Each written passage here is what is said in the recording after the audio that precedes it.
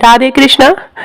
सकट चौथ का व्रत आने वाला है। व्रत किस दिन रखा जाएगा, थोड़ा सा कंफ्यूजन है। 6 को रखा जाएगा या 7 को रखा जाएगा, साथ में हम जानेंगे सकट चौथ व्रत का महत्व, पूजा विधि, पूजा मुहूर्त और चंद्रोदय का समय। हिंदू धर्म में माघ मास के कृष्ण पक्ष की चतुर्थी तिथि का बहुत ही ज्यादा महत्व माना गया है, क्योंकि इस दिन संतान के सुख, समृद्धि और लंबी आयु के लिए सकट चौथ का व्रत रखा जाता है। स्वागत है मेरे चैनल में आप सभी का। मैं आप सभी के सुखी और स्वस्थ जीवन की कामना करती हूँ। सनातन परंपरा में संतान की लंबी उम्र और सुख समृद्धि के लिए, जैसा कि मैंने बताया, सकट चौथ का व्रत रखा जाता है।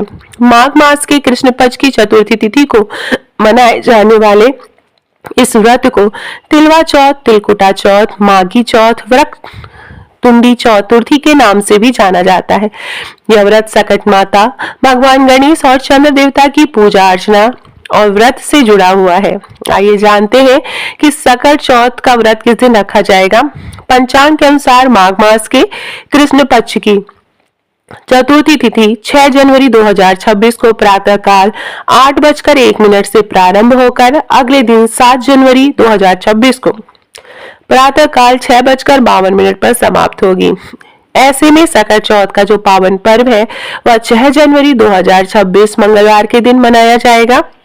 इस दिन जो चंद्र देवता का उदय है वह रात्रि के 8:54 पर होगा। पूजा की विधि बता दूं, सकट चौथ व्रत के रखने के लिए इस दिन प्रातः काल हमें उठना है, ध्यान करना है। भगवान विघ्नकर्ता और सुकर्ता कहलाने वाले भगवान श्री गणेश जी की विधि विधान से पूजा करते हैं। शाम के समय पूजा की जाती है और गणेश भगवान जी और गौरी माँ की पूजा की जाती है। उसके बाद चंद्र भगवान को अर्घ देने के बाद ही व्रत का पारण किया जाता है। पूजा में गणपति भगवान की प्रिय वस्तु है दुर्वा, मोदक, तिल के लड्डू विशेष रूप से चढ़ाए जाते हैं, क्योंकि इसे तिलकुटा चौथ के नाम से भी जाना जाता है। बहुत से लोग तिल चढ़ाते हैं, बहुत से लोग कच्चे तिल के साथ गुड़ मिलाकर चढ़ाते हैं और उसका पहाड़ बनाते हैं। तो पूजा विधि मैं चैनल पर डाल दूंगी, आप वहां से देख लीजिएगा। गणपति की पूजा के साथ सकट चौथ व्रत की कथा सुनना बहुत ही अनिवार्य होता है। उसके बाद उगते हुए चंद्र देवता भगवान जी की पूजा की जाती है, उन्हें चंद्र भगवान को अर्घ दिया जाता है। ऐसे में चंद्रोदय के समय उनका विधि विधान से पूजन और दर्शन करते हैं। महा उपाय में बता दूं, सकट चौथ वाले दिन पूजा पाठ के साथ दान का भी विशेष महत्व है।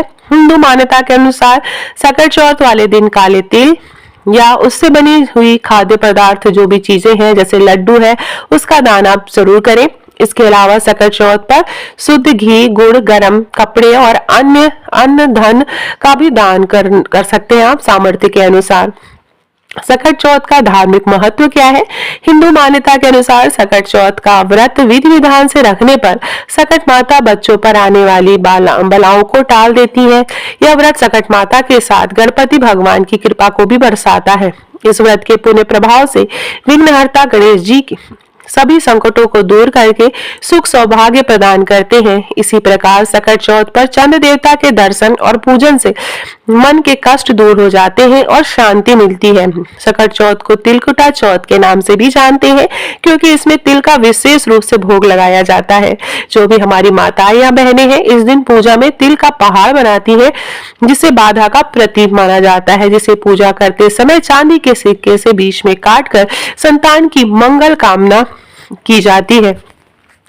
आइए सुनते हैं सकट चौथ व्रत की कथा। हिंदू मान्यता के अनुसार प्राचीन काल में एक कुम्हार मिट्टी के बर्तन बनाकर अपना जीवन यापन करता था। मिट्टी के बर्तनों को आग में पकाने के लिए वह आवा या फिर कहे भट्टा लगाता था, लेकिन एक बार उसके आवे से बहुत कोशिशों के बाद भी बर्तन नहीं पक रहे थे। तो वह इसका कारण जानने के लिए एक तांत्रिक के पास गया। तो उस तांत्रिक ने उसे पिछले ग्रहों का प्रकोप बताया। इसे दूर करने के लिए उसने कहा कि तुम एक बच्चे की बलि दोगे, तभी तुम्हारे बर्तन पकेंगे।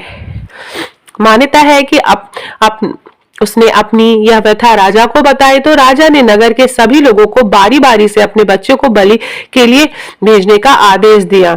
इसके बाद जब यह प्रक्रिया बढ़ी तो लोगों की गोद सूने होने लगी। एक दिन जब बूढ़ी विधवा माँ की बारी आई तो उसने इकलौते बेटे को बलि के लिए जाने से पहले हाथ में एक सुपारी और थोड़ी सी दुर्वा थमा दी और उसे विश्वास दिलाया कि जब तुम आग के आवे में बैठना तो अपनी मुट्ठी में इन चीजों को बंद करके गणपति भगवान का नाम का सुमिरन करना। तुम्हें कुछ भी नहीं होगा क्योंकि तुम्हारी रक्षा भगवान गणेश और सकट माता करेंगी।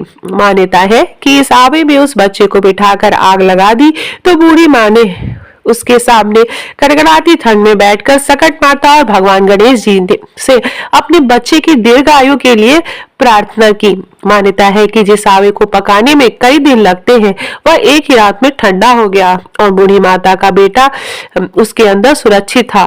खास बात यह थी कि पूर्व में जिन बच्चों की बलि दी गई थी वे भी जीवित हो गए। मान्यता है कि सकट माता और गणपति भगवान के आशीर्वाद से अग्नि भी फूल बन गई। तब से लेकर आज तक सकट चौथ के दिन संतान के ये विशेष रूप से यह व्रत रखा जाता है। तो यह थी सकट चौथ माता की व्रत कथा। तो चलिए प्रेम से बोलेंगे ओम श्री गणेशाय नमः, ओम श्री चंद्राय नमः, जय सकट चौथ माता की। तो इसी तरह हम सब के बच्चों पर अपनी कृपा भगवान बनाए रखे। इसी के साथ ये वीडियो एंड करती हूँ। वीडियो पसंद आए तो मेरे चैनल को प्लीज सब्सक्राइब कर लीजिएगा और कमेंट बॉक्स में ओम श्री गणेशाय नमः जरूर लिखिएगा। धन्यवाद।